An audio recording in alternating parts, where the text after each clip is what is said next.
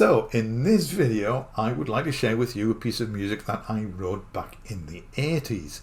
Now I would like to give you a little bit of context. I watch a lot of YouTube channels of musicians and composers, and what I really enjoy is when they give you a tour of the studio, show you the gear they use and how they use it and how they write music. So I hope I'm not alone in that, and I hope you will find this interesting, but there will be a fair amount of talking initially before we get to the music. If you want to jump straight to the music, then the time position of that will appear on the screen somewhere here, so you can jump to that. Maybe you want to listen to the music and then come back to see how it was produced. That's up to you. Now this piece of music is from what I call my rediscovered tapes. I recorded several pieces of music in the 80s and the 90s. Now at that time we didn't actually have really digital audio recording. If you wanted to record a piece of music, if you wanted to multi-track it, you had to use a multi-track tape recorder. So that's what I initially used. Now the 1980s was the era of the home computer, and towards the end of the 80s and into the 90s we had the software MIDI sequencer, and these could record and play back and manipulate MIDI information, which is absolutely fantastic. However, we still did not have the DAW, which we know today, the digital audio workstation, because the hardware that was available at the time simply wasn't up to the job of recording, manipulating and playing back digital audio. Software programmers could easily write software which far outweighed the capabilities of the hardware to run. So that was a few years off. So I recorded these pieces of music initially using a multi-track tape recorder. That's all I'm going to talk about in this video.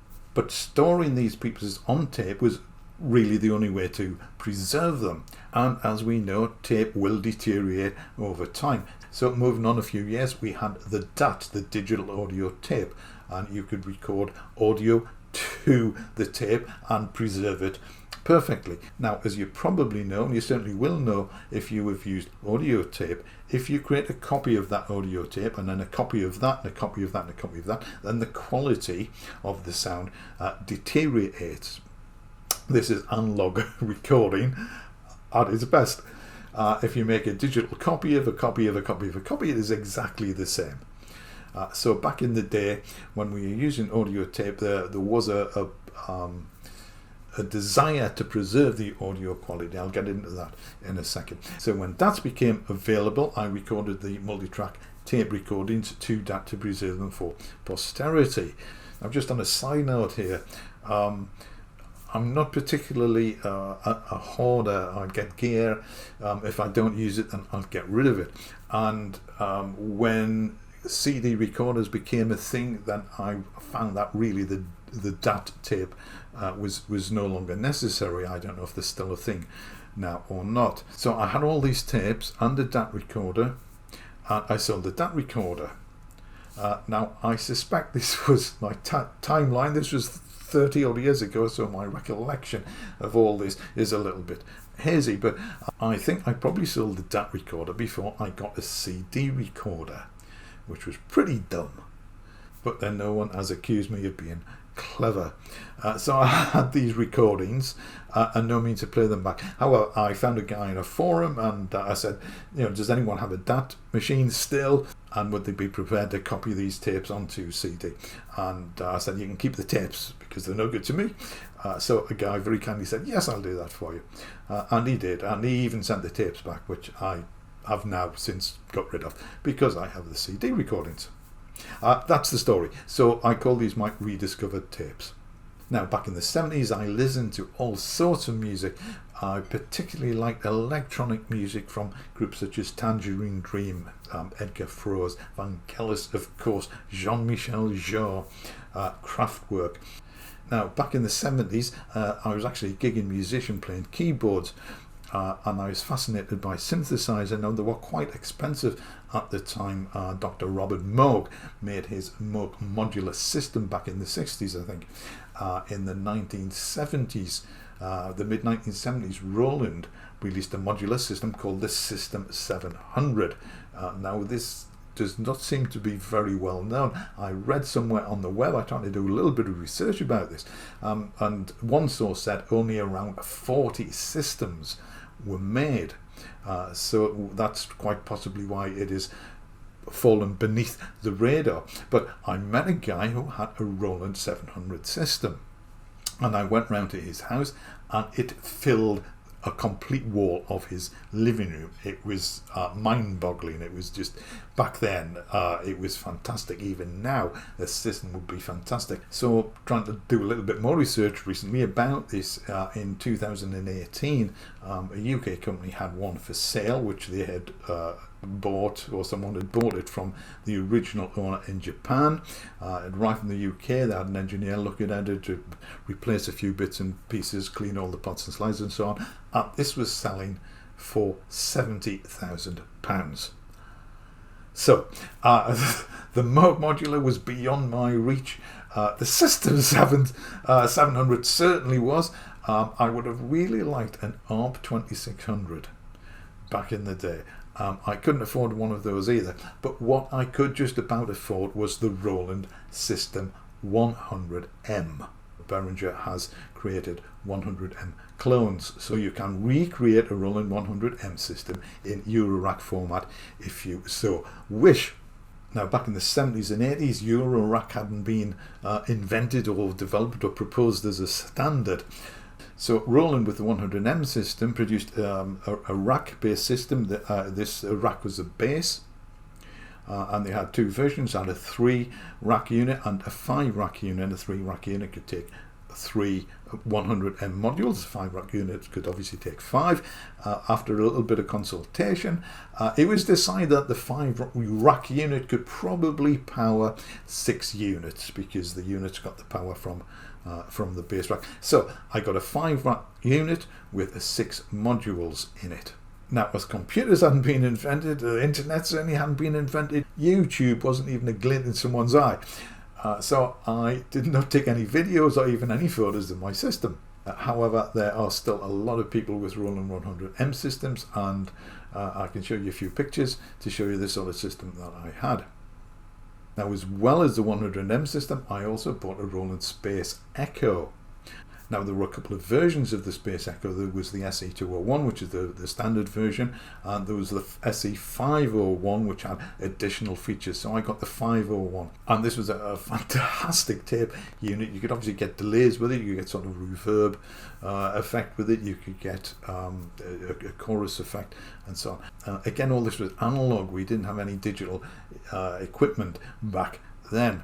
The other piece of equipment that I got was the Roland Drumatix, the TR606, which Roland re-released back in 2020. So that was basically my synthesizer setup. Now, as this was essentially a monophonic system, I needed a way to multi-track it. And to do that, I bought a Teac A3440. This was a 4-track analog reel-to-reel recorder. It was found in many professional studios. A lot of studios used a Studer, is that how you pronounce it? 4-track. A bit of useless information. The Beatles recorded Sgt. Pepper's using a Studer 4-track. Actually didn't use the one, they used 2 4-track machines, and a clever engineer in the studio used 1 track on each recorder to sync the 2 together. So they effectively had a 7-track recorder. So this was state-of-the-art stuff back in the day, and for a bedroom musician, which I was and still am, this was just a fantastic way to generate and create music. So looking at it now, it was a primitive way of making music, but at the time it was, I thought it was pretty much state-of-the-art. Now, I'll give you a quick example of how you would use a multi-track tape recorder, just in case you're not familiar with the concept, because who uses multi-track tape recorders these days? So I'm not going to draw diagrams, I'm going to use my fingers. So here are the 4 tracks. So you can, of course, record 4 separate music tracks and then mix them down or bounce them down onto a master tape. And that will give you, obviously, 4 tracks of music. If you wanted more than 4 tracks, what you could also do was to record tracks 1, 2 and 3, and then you could bounce these 3 tracks down, get my fingers right, onto Live Long and Prosper. I'm so used to doing that. So you could bounce these down onto track 4. So you would have 3 levels of music on track 4. If you wanted even more tracks, you could record again 2 tracks onto the first 2 tracks and bounce those down onto track 3. So that would give you, maybe I should have used a diagram. So that will give you 3 tracks here, 2 tracks here, and 2 more tracks. So that's 3, 4, 5. So you could record 7 tracks using only a maximum of 1 bounce or 1 copy. So that would be a fairly good quality. There's lots of variations you can do with this. Anyway, that's just the basic idea. Yes, very primitive. It's not something which we would probably do unless we wanted a particular deteriorating tape effect, which you can probably get through effects and pedals and so on. But that is how we recorded music back in the day. The other thing to bear in mind is because this was this is a tape, there was no editing facilities on here, so every track had to be recorded live. But again, that's just, we didn't know any difference, so that's just what you did.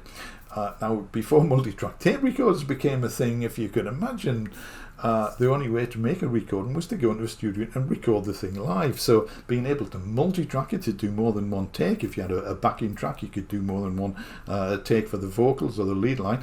So this was, again, state of the art back in the day. So that's just about all I'm going to say about the setup that I had back then and about this piece of music which I recorded using the Roland 100M system.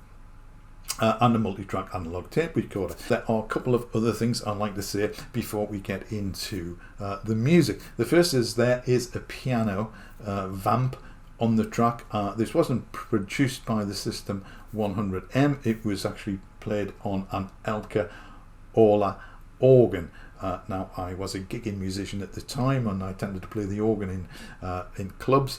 The Elka Orla organ, I can't remember the model number. It was a fantastic machine for the time. It had pianos and strings and brass and all sorts of wonderful sounds on it, and I used the piano sound for the vamp. I will at this stage apologise for the seagull sound, but that was created with the Roland 100M system.